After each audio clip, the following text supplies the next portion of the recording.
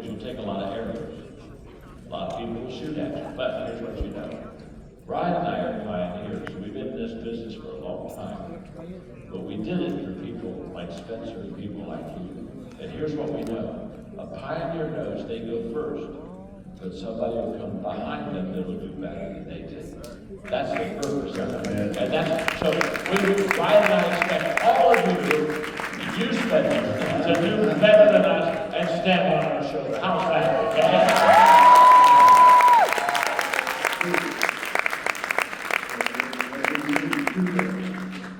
One of the definitions of a pioneer is somebody laying face down in the dirt with arrows in his back.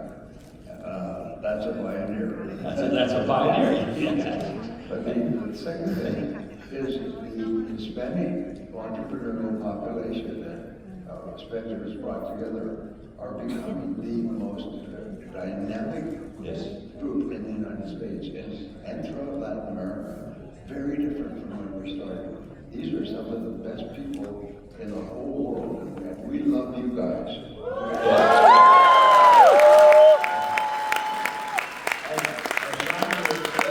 Ryan's exactly right. In our time, we have seen Hispanic people rise. I mean, absolutely rise. And some of the hungriest, most entrepreneurial, intelligent people I know come out of the Hispanic world. And so when he's saying that you're our hope, we're very proud of you, very proud.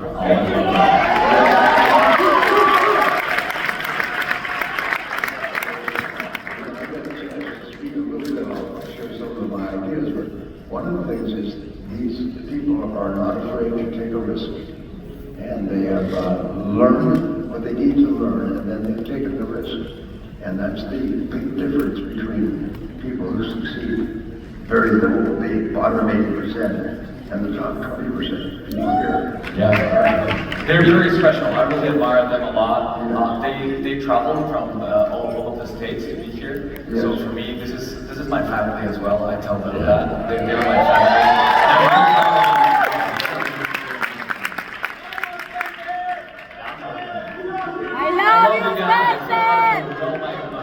Let me show you something. How many people were with us in Miami last month? That's how many people have come all the way across the country to be here. It's how hungry they are to learn. That's a beautiful thing.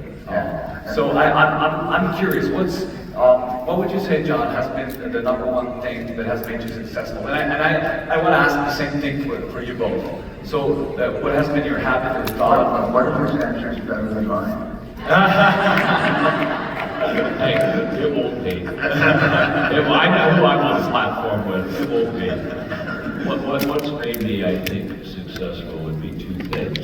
A hunger to learn. I still have. Somebody asked me the other day what my favorite thing was. They said, is it writing? Is it speaking, communicating? Is it creating? Is it starting companies? And they gave me the list. I said none of them. They said, well, then what would be your favorite thing? I said, learning. I love to learn. I love to learn now more than I've ever learned one. And so I think when you're hungry and you're humble and you want to learn, you're teachable. That's how I've grown. And so I would say my key to success is that I'm still learning, I'm still asking questions, I'm still growing, and I'm hungry to learn. Yes, I agree. I agree. Lifelong continuous learning is the most important thing that I ever discovered. Discovered it as a teenager and just sort of fell in love with learning, and I've never stopped reading. I still read 2 to 3 hours a day and underline, take notes. I do too. I still underline. In fact, when I read a book, I read it twice. Yes. The first time I read it, I mark it. Yes. You know, put the little notes in it, little stars, which are all reminders I need to get back to. So the first time I read the book, I mark the book.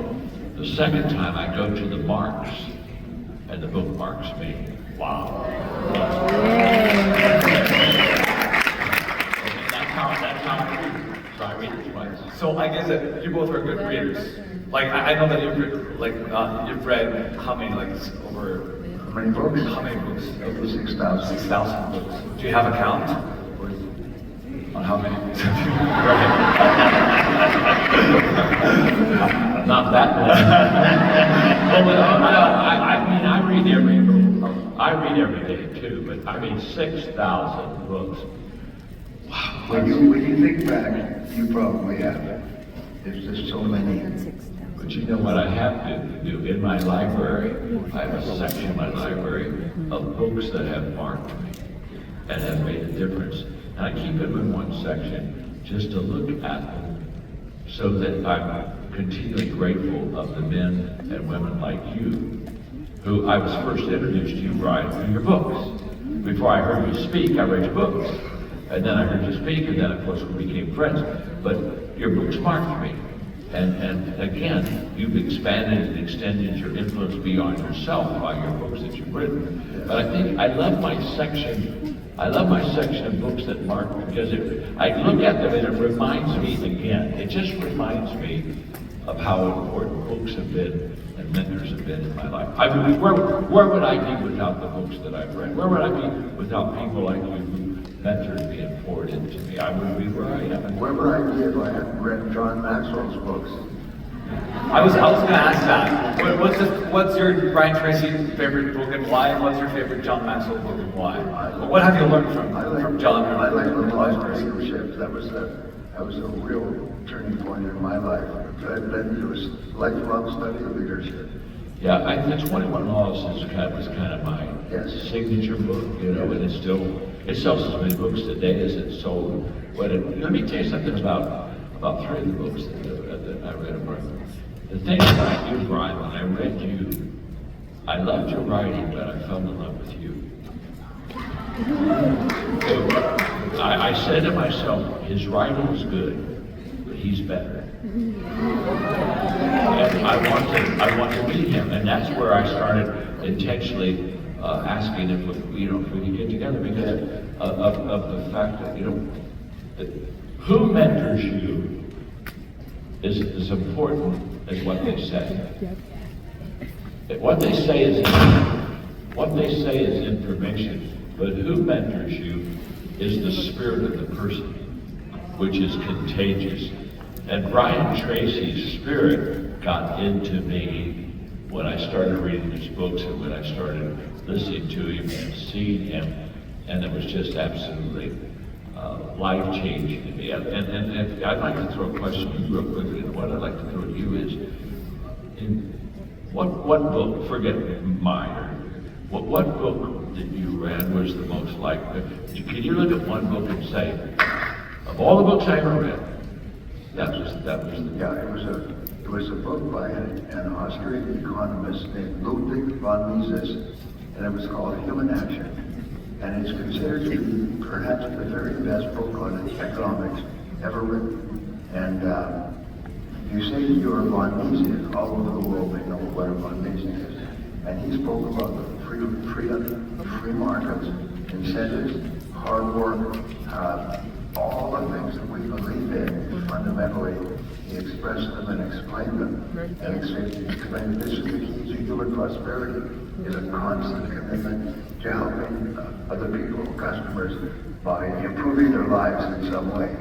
And so he was a fundamental teacher. He began writing in Austria in the 1900s, and then he moved to the United States, and he did a lecture series, and the lecture series is on YouTube, and people can still listen to him speak, and he was brilliant. So we can still can receive from him. Whole shelf of books. We have another question to ask you. That is, of all the people that you've ever met, Right. who was the person that just absolutely captured you the most, and you just say they were catalytic in my life as far as helping me to be where I am today? There have been so many, and I could even say you, Spencer,